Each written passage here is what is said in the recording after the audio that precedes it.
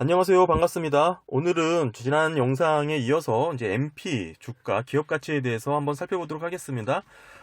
지금 MP 기업을 어느 정도 가치로 평가하는지 그 적정성에 대해서 한번 이야기를 나눠보려고 하는데요. 아무래도 지금 최근 메타버스 관련해서 시장에서 뜨겁죠. 지금 메타버스 ETF가 상장하면서도 지금 시장에서 주도 섹션으로 자리 잡고 있는 분위기인데요. 뭐 어느 정도 테마로 관심을 받고 있는 종목이기 때문에 아무래도 펀더멘털 분석으로만으로는 답이 나오지 않겠죠. 기대감으로 투자하는 종목이라고 볼 수 있고요. 뭐 기대감으로 투자한다라는 건 급등주가 나올 수 있는 얘기고, 급등주가 나왔다는 얘기는 당연히 변동성도 뒤따라 온다라는 예상이 될 수 있고요. 수급 상황에 따라서 언제든지 주가 움직임이 있을 수 있기 때문에 뭐 개인 투자자분들이라든지 뭐 이렇게 주의하시는 게 필요하지 않을까 생각합니다. 지금 뭐 시장에서는 메타버스라는 이름만 붙으면 날아다니는 분위기이기 때문에 어느 정도 지금 분위기에 휩쓸려 이렇게 동참하는 것보다는 각 기업마다 이제 펀더멘털이나 기업 가치를 파악해보고 참고하시면서 이렇게 신중하게 접근하시는 것도 필요하지 않을까 생각해 봅니다. 상당히 과열된 시장, 과열된 분위기가 예전에 이제 바이오 섹터와 이제 좀 비슷하다고 보고 있는데요. 뭐 한참 그렇게 바이오가 이제 시장에서 주목을 받고 이렇게 관심을 끌었던 와중에도 바이오라는 이름만 들어가면 주가가 이제 반응이 좋았던 경우가 있었죠. 뭐 그 와중에는 옥석을 가르고 또 이렇게 채로 걸러내는 그런 과정이 반드시 뒤따랐고요. 이런 메타버스도 관련된 비슷한 현상이 나타날 수 있기 때문에 주의하셔야 될 것 같습니다. 지금 뭐 MP가 그렇다라는 뜻은 아니고요. 중요한 것은 메타버스라고 이름 붙여진 모든 것들에게 기대감만을 갖고 접근하기보다는 기업의 가치라든지 내재 가치, 펀더멘털을 한번 참고하면서 접근하시는 게 어떨까라고 이렇게 말씀드리는 거고요. 일단 오늘은 MP 주가의 적성성에 대해서 한번 살펴보도록 하겠습니다. 일단 주요 참고할 보고서는 합병 당시 외부 회계법인이죠. 회계법인이 분석한 기업 가치, 펀더멘털 분석글이고요. MP라든지 XR 컨텐츠, 메타버스 뭐 이렇게 단어로만 이어보시고 투자하시는 분들도 계실 거라고 생각하고요. 뭐 이런 묻지마 투자로 이렇게 하시는 분들이죠. 감정적으로 이렇게 접근하시다 보면은 물론 시장이 좋을 때 뭐 운 좋게 이렇게 좋은 실적을 걸릴 수는 있겠지만 이건 다 본인의 실력이라고 볼 수 없기 때문에 언젠간 다시 손실을 볼 수 있는 여지도 생기고요. 중요한 것은 주식 투자는 꾸준히 계속적으로 하길 원한다면 결국 펀더멘털의 가치를 어떻게 사람들이 보고 있고 어떻게 판단하는지 이해하는 게 중요하다고 생각합니다. 오늘 그런 영상으로 보시면 될 것 같고요. 일단 보시는 표는 주요 사항 보고서죠. 회사 합병 결정을 하면서 외부 평가 기관의 평가 의견서입니다.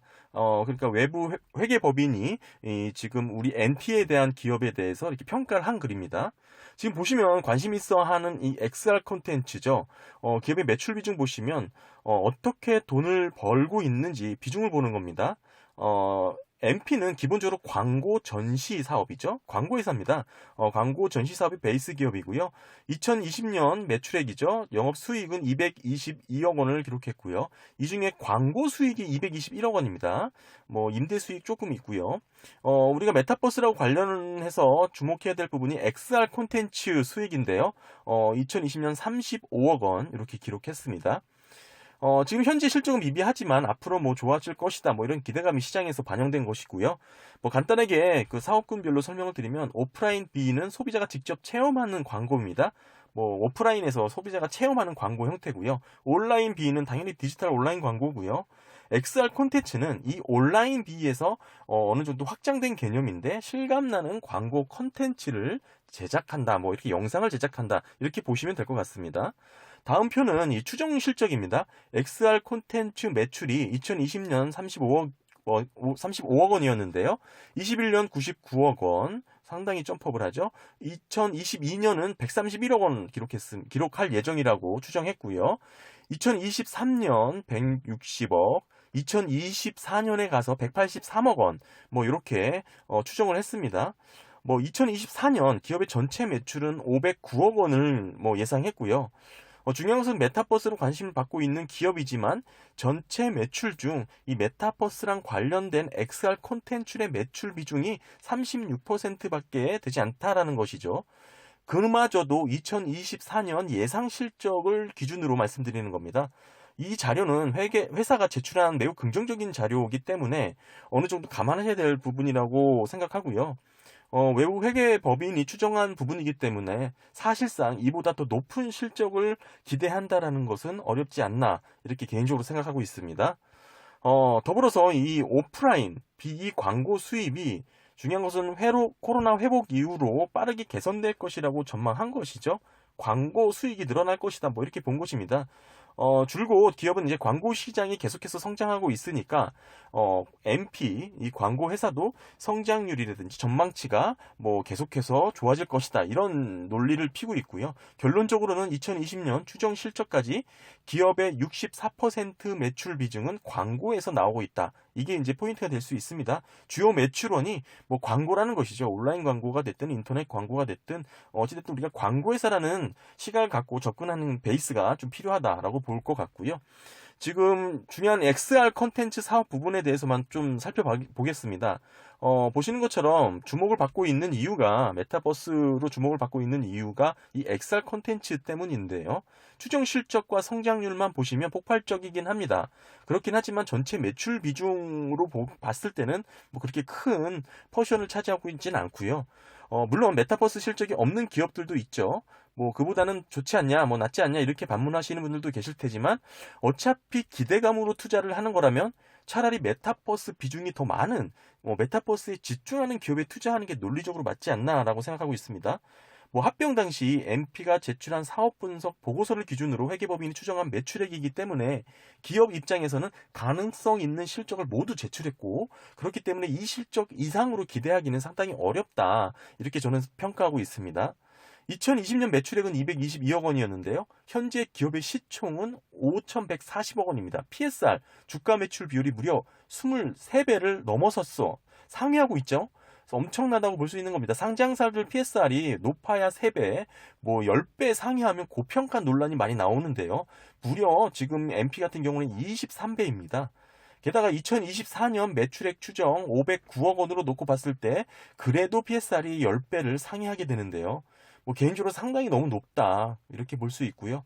만약에 전체 광고 매출을 제외하고 XR 컨텐츠 부분만 별도로 계산한다면 엄청난 수치가 나오겠죠. 상당히 고평가된 평가를 받고 있다 이렇게 이해할 수 있는 부분입니다. XR 콘텐츠의 이제 카펙스 투자 세부 내역인데요. 보시면 중요한 XR 콘텐츠 신규 투자 부분에서 기계장치가 있겠죠. 카펙스 2020년 11억 원 투자했고요. 21년 10억 원, 22년 10억 원, 23년 6억 5천 뭐 이렇게 투자를 했습니다. 사실 이런 비즈니스 모델이라면 주요해야 할 부분이 경쟁 업체들의 진입 장벽을 따져봐야 된다는 것인데요. 이렇게 카펙스 투자 비중이 낮고 저렴한 비용으로 기계장치를 구입해서 시장에서 뭐 관심을 받을 수 있는 사업 부분, 뭐 예를 들면 XR 콘텐츠라고 이제 지칭할 수 있겠죠. 뭐 이런 기계장치 비용이 이렇게 저렴하게 구입할 수 있고 사실 투여되는 시설에 대한 비용이 부담이 없기 때문에 누구나 진입장벽이 낮아서 경쟁 업체들이 생길 수 있다라는 생각을 가질 필요가 있고요. 2020년 MP XR 컨텐츠 실적 2020년입니다. 사실 2020년 같은 경우는 시설을 대여해서 영업 활동을 했던 부분이고요. 뭐 이 정도 되면 기계장치가 어떤 부분인지도 궁금해지죠. 살펴보시면 XR 컨텐츠 스튜디오 기계장치라는 게 내막을 보시게 되면 대부분 이 LED입니다.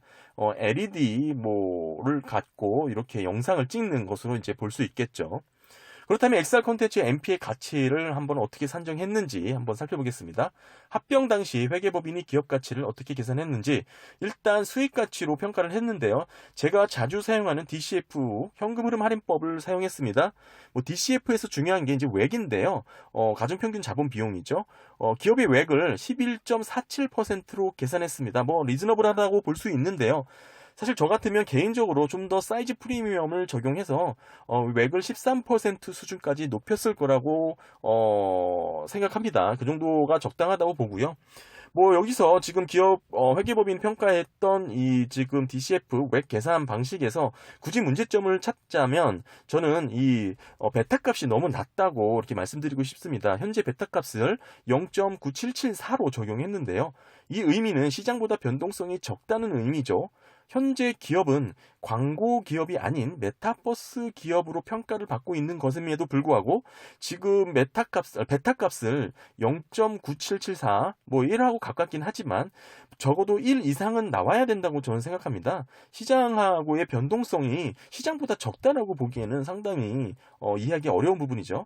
그렇다면 이 베타 값이 높아진다면 자연스럽게 CAPM 뭐 높아지겠고요. CAPM이 높아지면 당연히 웩도 높아집니다. 거기다가 아까 제가 언급드렸던 사이즈 프리미엄까지 적용한다면 13%를 상회할 수 있겠죠. 그런데 회계법인이 왜 베타값을 0.9774로 계산했는지 이렇게 근거가 있습니다. 산정한 내역 보시면 광고 업체들을 기준으로 산정했습니다. 즉 유사 동종 기업이라는 이유로 이렇게 베타값을 나열했는데요. 지금 뒷부분에서 설명드리겠지만 분명 유사 동종 기업의 상대적 가치 평가를 하지 못했습니다. 이번 합병 당시 예를 들면서 멀티플 비교를 못했다는 뜻이죠. PER이든지 PBR, EV/EBITDA 등 유사 업종들 간의 멀티플 비교를 하지 못했습니다. 따라서 이 관련 법령에 의해서 유사 회사 요건을 충족하는 법인이 새삼 3개 회사 미만일 경우에는 상대 가치를 산정하지 않아도 된다 이렇게 공시했기 때문에 지금 상대적 가치를 하지 않았습니다. 그럼에도 불구하고 이렇게 베타 값에다가 게타 값을 계산할 때 유사 동종 기업들을 선정했다는 것 자체가 논리적으로 앞뒤가 맞지 않는다 이런 말씀을 드리는 거고요. 중요하게 보는 상대적 가치 분석을 하지 않았다는 게 가장 이슈죠. 이유는 MP와 유사 기업을 선정했는데 보시는 것처럼 제일기획, 에코마케팅, 오리콤, 이노션 이런 쟁쟁한 광고 회사들을 뽑았습니다. 왜냐하면 MP가 광고업에 속해서 광고 전문 서비스업, 온라인 광고 대행업, 광고 제작업 이런 광고 관련 사업을 했던 광고국 회사이기 때문인데요. 그렇다고 지금 주목받는 SR 콘텐츠도 온라인 광고의 확장에서 기인했다고 볼 수 있고요. 이 부분이 메타버스까지 논리를 확대할 정도로 기대감이 있는지 아직까지는 저는 충분한 근거를 찾기는 어려웠습니다. 제가 생각하는 메타버스는 지금 최근 페이스북이 사명을 메타로 바꿀 정도의 파급력이 있다고 생각하는데요. 핵심은 가상세계에서의 플랫폼이죠. 지금 영상 제작 기술이 메타버스까지 확장할 수 있는 기술력인지는 이제 각자 판단해야 될 몫이라고 생각합니다. 중요한 것은 이 DCF 방식으로 수익 가치를 계산할 때 이 할인율에 영향을 줄 수 있는 CAPM 계산에 있어서 이 베타 값이 가장 중요한데요. 유사 동종 기업들과 비교했다는 것은 앞뒤 논리가 맞지 않다 이렇게 한번 언급을 드리고요. 중요한 것은 보수적으로 접근하는 게 필요하다 그런 생각입니다. 결론적으로 외부 회계법인이 계산한 기업의 주가는 15,412원이었습니다. 하지만 제가 주장하는 논리로 계산하다 보면 적어도 13,000원 이하로 하회하게 되겠죠. 어찌됐든 지금 15,412원으로 계산했던 걸 근거로 한번 살펴보겠는데요. 중요한 것은 지금 MP의 주가가 12,850원이라기 때문에 지금 회계법인이 주장한 기업 가치와 비슷하다라고 생각하시면 안 되는 것이죠. 왜냐하면 외부 회계법인이 계산한 기업의 주가는 15,412원이 맞긴 한데요. 피합병 법인의 주당 가치였습니다. 즉 피합병 법인 MP의 발행 주식수가 508만 8천 주였죠. 이 당시의 기업 가치의 주가가 15,412원이라는 뜻입니다. 따라서 외부 회계법인은 XR 콘텐츠의 미래 수익이죠. 이 미래 수익도 MP가 제출한 MP 회사 자체가 제출한 자료를 근거로 산정한 수익이고요. 이런 모든 수익을 반영해서 현재 가치로 계산했을 때 기업의 가치를 784억 원으로 본 것입니다. 물론 이 합병 가액은 784억 원 그대로 갖다 쓰지 않았어요. 왜냐하면 자산 가치와 수익 가치의 가중 산술 평균을 해서 본질 가치를 계산하는데요. 이렇게 나타난 합병 가액은 12,382원으로 계산한 겁니다. 더 낮아진 것이죠. 보수적으로 본 것입니다. 어찌됐든 지금은 당시와 상황이 많이 다릅니다. 일단 스펙주의 주식수가 있죠. 755만 주가 있었고요. 합병 비율이 1대 6.191이었으니까요. 당시 MP 기업의 주식수는 508만 8천 주 곱하기 6.191 하게 되면 3,149만 9,808주가 됩니다. 이 3,149만 9,808주에다가 이제 합병 신주가 되는 것이고요. 여기에 스펙주가 갖고 있던 주식이 있었죠. 755만 주. 합산하게 되면 3,904만 9,808주가 됩니다. 그리고 최근에 스펙주의 전환권 행사가 공시되었죠. 물론 스펙주 투자하실 때 FI들의 엑시트는 무조건 발생하는 오버행이기 때문에 사실상 주권거래 매매 정지 해제가 되는 날 미리 계산해 놓으시는 게 맞습니다. 암튼 이렇게 오버행까지 전환권 행사까지 95만 주였죠. 계산하게 되면 3,999만 9,808주가 됩니다. 현재 네이버 상장 주식수랑 똑같죠. 그래서 결론적으로 합병 당시 외부 회계평가법인이 분석한 MP의 미래가치, 미래 수익 실적을 환산한 기업 가치를 현재 주식수로 환산하게 되면 1,960원이 됩니다. 즉 기업 가치를 1,000억 원으로 계산한다고 해도 2,500원 수준밖에 안 되는 거죠. 현재 주가와 상당히 많은 차이가 나는 것이고요. 기업의 실적에 따른 기본적인 가치 수준이라고 이해하시면 될 것 같습니다. 물론 투자자들 모두 각자마다 기대감이라고 할 수 있는 업사이드 포텐셜이 모두 다르겠죠. 여기서 나타나는 이 주식의 차이가 지금 현재 시장에서 이렇게 나타나고 있다 보는 겁니다. 10월 21일 최근 MP는 탑업인 주식 취득 공시를 했죠. 아쉽게도 온라인 비사업 부분이고요. 시장에서 관심 있는 메타버스 부분은 아닌 것으로 보입니다. 취득 금액은 51억 원이고요. 지난 시간 살펴봤지만 기업의 주요 핵심 영업자산인 유형자산이 79억 원이었는데 51억 원이면 상당한 비중이죠. 이런 상당한 비중을 투자해서 탑업인 주식을 취득했는데요. 비즈니스 온라인, 디지털 마케팅 분야를 하는 기업입니다. 저는 개인적으로 이제 탑업인 주식 취득에 대해서 이렇게 좀 부정적인 입장이 있죠. 사업을 확장하는 것은 좋긴 하지만 이렇게 탑업인 주식으로 하는 모양새는 제가 스타일상 좋아하진 않습니다. 제가 이렇게 영상으로 만들면서 이렇게 분석하다 보니 부정적인 내용이 많은 것 같지만 사실 기업의 펀더멘탈과 주가는 늘 같은 방향으로 움직이진 않았습니다. 저는 이제 단순하게 공시와 재무제표 기업 가치, 미래 수익 가능성들을 놓고 분석한 사실상 이미 회계법인들이 다 분석해 놓은 글이죠. 이걸 다시 한번 설명드린 거고요. 혹여 MP 투자자분들 중에 안 보신 분들이라면 참고하시는 게 도움이 되실 것 같아서 이렇게 영상으로 제작하게 되었습니다. 기업의 XR 컨텐츠, 이런 미래 사업에 있어서 어느 정도 성장성을 예측한다는 게 어려운 부분이긴 하지만 중요한 것은 업사이트 포텐셜을 가져가냐 마냐, 투자자마다 각자 판단이 있겠죠. 중요한 것은 제가 생각하는 수익 가치를 지금 주식수로 환산하게 되면 상당히 고평가된 범주에 지금 속해 있다. 이렇게 말씀드릴 수 있을 것 같습니다. 아무쪼록 MP 기업 궁금하신 분들에게 다소 도움이 되었길 바랍니다. 감사합니다.